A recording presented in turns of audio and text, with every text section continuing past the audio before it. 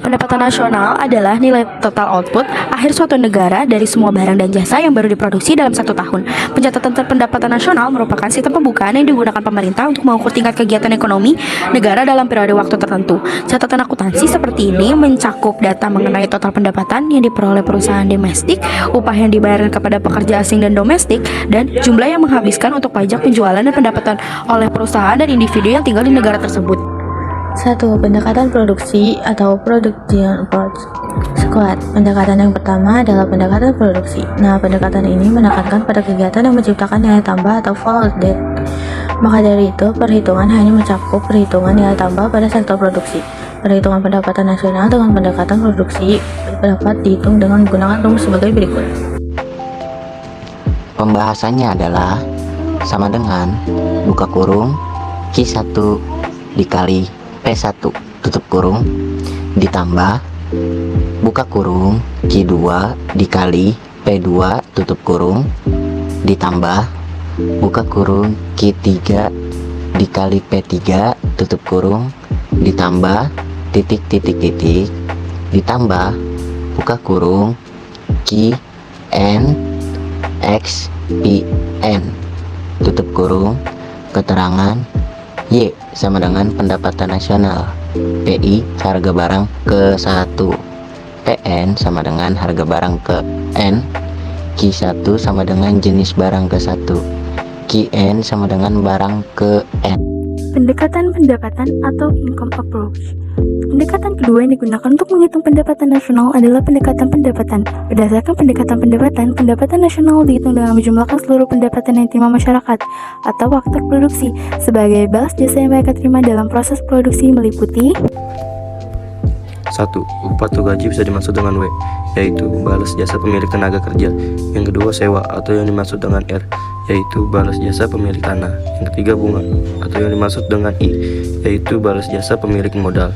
Yang keempat, keuntungan, yaitu profit atau P, bisa disebut dengan balas jasa pengusaha. Jadi secara matematis, menurut pendekatan pendapatan atau pendapatan nasional dirumuskan sebagai berikut: Y sama dengan W plus R plus I plus P. Keterangan Y sama dengan pendapatan nasional, R sama dengan pendapatan dari upah, gaji, dan lainnya, W pendapatan bersifat dari sewa, I pendapatan dari bunga, P pendapatan dari keuntungan perusahaan dan usaha perorangan.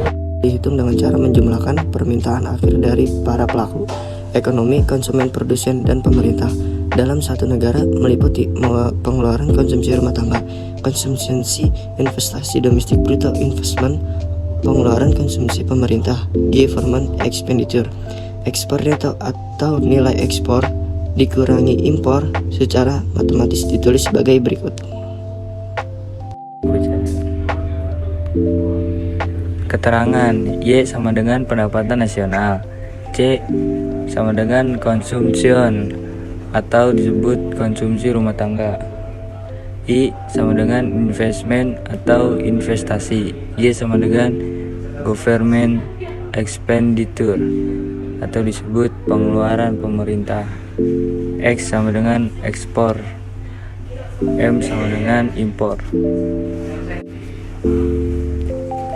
3 metode pendapatan nasional, yaitu produksi, pendapatan, dan pengeluaran. Dapat membantu suatu negara untuk menentukan jumlah atau besaran pendapatan nasional. Karena besar kecilnya pendapatan nasional, suatu negara menentukan maju dan berkembangnya suatu negara karena berhubungan dengan laju perekonomian negara. Rumus pendapatan nasional yang sering digunakan. 3 metode pendapatan nasional yang akan kita jelaskan, yaitu ada 3. Yang pertama, metode produksi, yang kedua, metode pendekatan, dan yang ketiga, pengeluaran. Nah, yang pertama itu adalah metode produksi. Rumusnya adalah Y P1 dikali Q1 ditambah P2 dikali Q2 ditambah seterusnya. P adalah nilai tambah dan Q adalah jumlah produksi. Mari kita lanjut ke tabel produksi. Kita di sini punya 4 barang, yaitu kapas, benang, kain, dan baju. Harga kapas awalnya adalah 12.000, nilai tambahnya adalah 12.000, jumlah produksi adalah 10, P dikali Q adalah nilai tambah dikali jumlah produksi. menjadi 120.000. Mengapa 120.000? Ya karena 12 dikali dengan 10. Kapas menjadi benang berubah harga menjadi 16.000. Nah, selisih dari 12.000 ke 16.000 adalah 4.000. Maka di sini ditambahkan 4.000 di nilai tambah.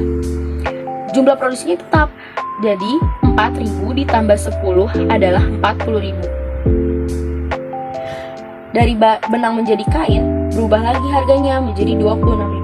16.000 ke 26 memiliki selisih 10.000. Nilai tambahnya 10.000. Jumlah produksi tetap 10 dan hasilnya 10 dikali 10 menjadi 100.000.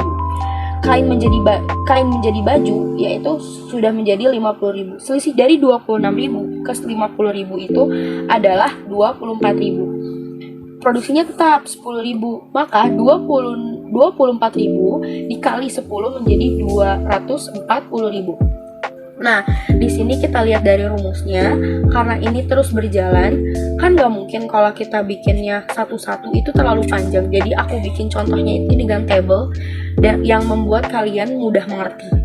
Nah, metode kedua yaitu metode pendekatan. Rumus dari metode pendekatan yaitu Y sama dengan R ditambah W ditambah I ditambah P. Y sama dengan pendapatan nasional, R sama dengan sewa, W sama dengan upah atau gaji, I sama dengan bunga, dan P sama dengan laba. Nah, di sini ada beberapa nomor yang mengecoh atau mengganggu. Nah, di sini kita hanya harus mencari yaitu sewa, upah, bunga, dan laba. R tambah W tambah I dan tambah P. Nah, R itu adalah sewa. Mana yang berhubungan dengan sewa? Yaitu pendapatan sewa, yaitu 280. Ditambah W adalah upah atau gaji. Di sini yang berhubungan dengan upah atau gaji adalah 250. Ditambah I adalah bunga. Yang berhubungan dengan bunga adalah pendapatan bunga, yaitu 680. Ditambah P adalah laba. Yang berhubungan dengan laba adalah 980. Di sini kita hanya tinggal menjumlahkan, yaitu jumlahnya adalah 2190.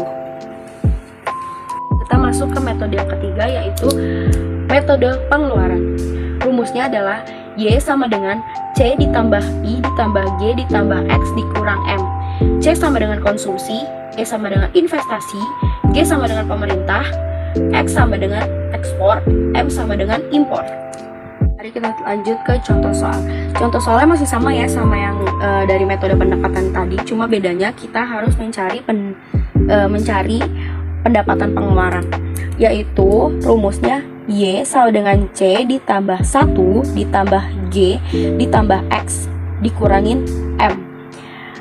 Di sini C adalah konsumsi.